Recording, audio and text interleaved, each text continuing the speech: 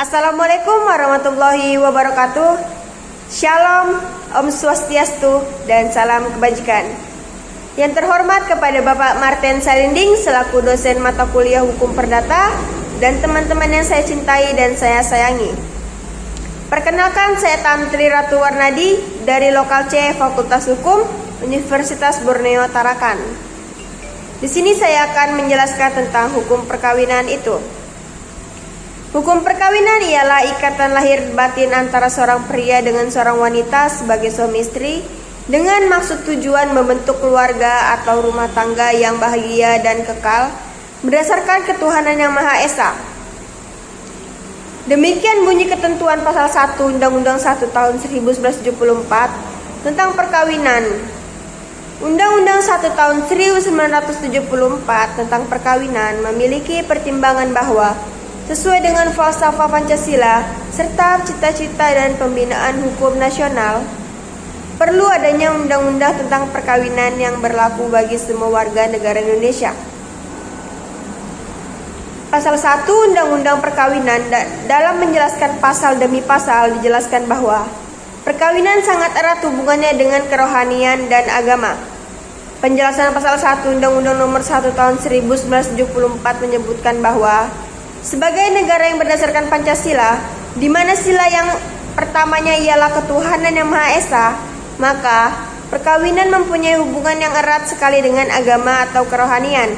Sehingga perkawinan bukan saja memiliki unsur lahir atau jasmani, tetapi juga unsur batin dan rohani yang mempunyai peranan penting, yaitu membentuk keluarga yang bahagia, rapat hubungan dengan keturunan, yang pula merupakan tujuan perkawinan, pemeliharaan dan pendidikan menjadi hak dan kewajiban orang tua.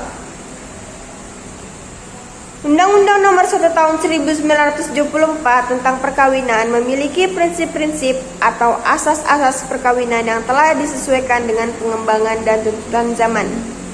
Asas-asas atau prinsip-prinsip dalam Undang-Undang 1 Tahun 1974 tentang perkawinan adalah: 1. Tujuan perkawinan adalah untuk membentuk keluarga yang bahagia dan kekal. Maka dari itu suami istri perlu saling membantu dan melengkapi. Dari masing-masing dapat mengembangkan kepribadiannya, membantu dan memiliki kesejahteraan spiritual dan material. Yang kedua, dalam undang-undang ini dinyatakan bahwa suatu perkawinan adalah sah bila mana dilakukan menurut hukum masing-masing agamanya dan kepercayaan itu. Dan di samping itu, tiap-tiap perkawinan harus dicatat menurut peraturan perundang-undangan yang berlaku. Pencatatan tiap-tiap perkawinan adalah sama halnya dengan pencatatan peristiwa-peristiwa penting dalam kehidupan seseorang. Misalnya saja kelahiran, kematian yang dinyatakan dalam surat-surat keterangan, suatu akte resmi yang juga dimuat dalam daftar pencatatan. Yang ketiga, undang-undang ini menurut asas monogami, yaitu hanya apabila dikehendaki oleh yang bersangkutan, karena hukum dan agama dari yang bersangkutan mengizinkannya. Seseorang suami dapat beristri dan lebih dari seorang. Namun demikian, perkawinan seorang suami dengan lebih dari seorang istri, meskipun hal itu dikehendaki oleh pihak-pihak yang bersangkutan, hanya dapat dilakukan apabila memenuhi berbagai persyaratan tertentu dan juga diputuskan oleh pengadilan.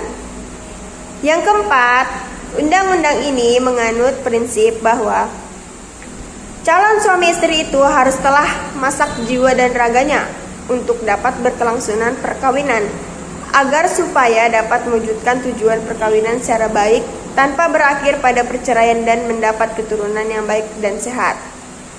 Untuk itu harus dicegah dengan adanya perkawinan antara calon suami dan istri yang masih di bawah umur. Di samping itu juga, perkawinan mempunyai hubungan erat dengan masalah kependudukan. Ternyatalah bahwa batas umur yang lebih rendah bagi seorang wanita untuk menikah mengakibatkan laju kelahiran lebih tinggi jika dibandingkan dengan batas umur yang lebih tinggi.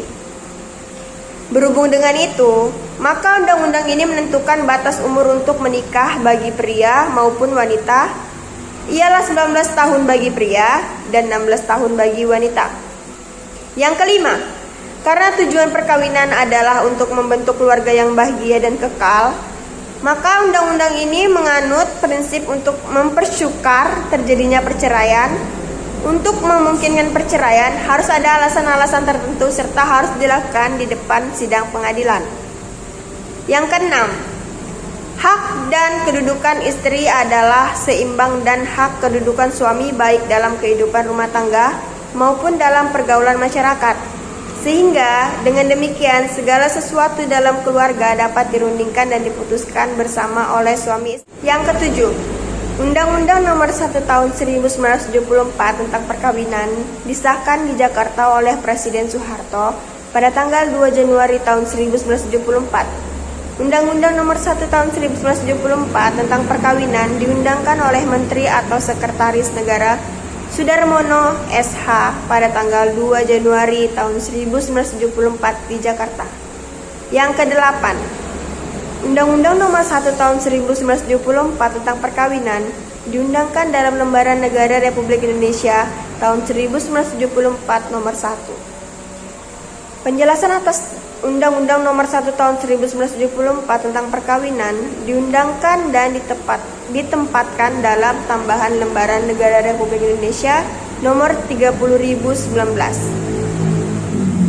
Undang-Undang Nomor 1 Tahun 1974 tentang Perkawinan diubah dengan Undang-Undang Republik Indonesia Nomor 16 Tahun 2019 tentang perubahan atas Undang-Undang Nomor 1 Tahun 1974 tentang Perkawinan disahkan Presiden Joko Widodo pada tanggal 14 Oktober 2019 di Jakarta. Undang-Undang Nomor 16 Tahun 2019 tentang perubahan atas Undang-Undang Nomor 1 Tahun 1974 tentang Perkawinan mulai berlaku setelah diundangkan PLT Menkumham Cakko Kumolo pada tanggal 15 Oktober 2019 di Jakarta. Undang-Undang Nomor 1 Tahun 1974 tentang Perkawinan diubah dengan Undang-Undang Nomor 16 Tahun 2019 tentang perubahan atas Undang-Undang Nomor 1 Tahun 1974 tentang Perkawinan karena 1. Mahkamah Konstitusi Republik Indonesia telah mengeluarkan putusan Mahkamah Konstitusi Nomor 22 Perpu Undang-Undang tahun 2017 yang salah satunya pertimbangan Mahkamah Konstitusi dalam putusan tersebut yaitu, namun tatkala pembedaan perlakuan antara pria dan wanita itu berdampak pada atau menghalangi pembunuhan hak-hak dasar atau hak-hak konstitusional warga negara, baik yang termasuk ke dalam kelompok-kelompok hak-hak sipil dan politik maupun hak-hak ekonomi, pendidikan, sosial, dan kebudayaan yang seharusnya tidak boleh dibedakan semata-mata berdasarkan alasan jenis kelamin, maka pembedaan demikian jelas merupakan diskriminasi. Dalam pertimbangan yang sama juga disebutkan bahwa peraturan batas usia minimal perkawinan yang berbeda antara pria dan wanita tidak saja menimbulkan diskriminasi dalam konteks pelaksanaan hal untuk membentuk keluarga sebagaimana dijamin dalam pasal 28B ayat 1 Undang-Undang tahun 1945, melainkan juga menimbulkan diskriminasi terhadap perlindungan dan pemenuhan hak anak sebagaimana dijamin dalam pasal 28B ayat 2 Undang-Undang tahun 1945. Dalam hal ini, ketika usia minimal perkawinan bagi wanita lebih rendah dibandingkan pria, maka secara hukum wanita dapat lebih cepat untuk membentuk keluarga. Oleh karena hal tersebut, dalam amar putusannya, Mahkamah Konstitusi memerintahkan kepada pembentuk undang-undang untuk dalam jangka waktu paling lama 3 tahun melakukan perubahan terhadap Undang-Undang Nomor 1 Tahun 1974 tentang Perkawinan. Yang kedua, perubahan norma dalam Undang-Undang Nomor 1 Tahun 1974 tentang Perkawinan ini menjangkau batas usia untuk melakukan perkawinan Perbaikan norma menjangkau dengan menaikkan batas minimal umur perkawinan bagi wanita. Dalam hal ini, batas minimal umur perkawinan bagi wanita dipersamakan dengan batas minimal umur perkawinan bagi pria, yaitu 19 tahun. Batas usia dimaksud memiliki dinilai telah matang jiwa dan raganya untuk dapat melangsungkan perkawinan, agar dapat mewujudkan tujuan perkawinan yang secara baik tanpa berakhir pada perceraian dan mendapat keturunan yang sehat dan berkualitas. Diharapkan juga kenaikan batas umur yang lebih tinggi dari 16 tahun bagi wanita untuk menikah akan mengakibatkan laju kelahiran yang lebih rendah dan menurunkan resiko kematian ibu dan anak. Selain itu juga dapat terpenuhinya hak-hak anak sehingga mengoptimalkan tumbuh kembang anak termasuk pendampingan orang tua serta memberikan akses anak terhadap pendidikan setinggi mungkin. Hal-hal yang dapat dijadikan untuk melakukan perceraian dijelaskan dalam penjelasan pasal 39 ayat 2 Undang-Undang Nomor 1 Tahun 1974 tentang perkawinan, yaitu 1. Salah satu pihak berbuat zina atau membuat pemabok, pemadat, penjudi, dan lain sebagainya yang sukar disembuhkan. Yang kedua, salah satu pihak meninggalkan yang lain selama 2 tahun berturut-turut tanpa izin pihak yang lain dan tanpa alasan yang sah atau karena hal lain di luar kemauannya. Yang ketiga, salah satu pihak mendapat hukuman penjara 5 tahun atau hukuman yang lebih berat setelah perkawinan berlangsung. Yang keempat, salah satu pihak melakukan kekejaman atau penganiayaan berat yang membahayakan terhadap pihak yang lain. Yang kelima, salah satu pihak mendapat cacat badan atau penyakit yang mengakibatkan tidak dapat menjalankan kewajibannya sebagai suami atau istri.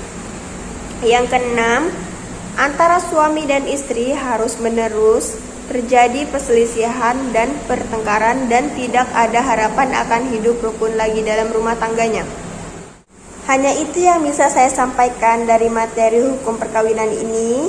Kurang selebihnya saya mohon maaf yang sebesar-besarnya atas perhatiannya. Saya ucapkan terima kasih. Wassalamualaikum warahmatullahi wabarakatuh.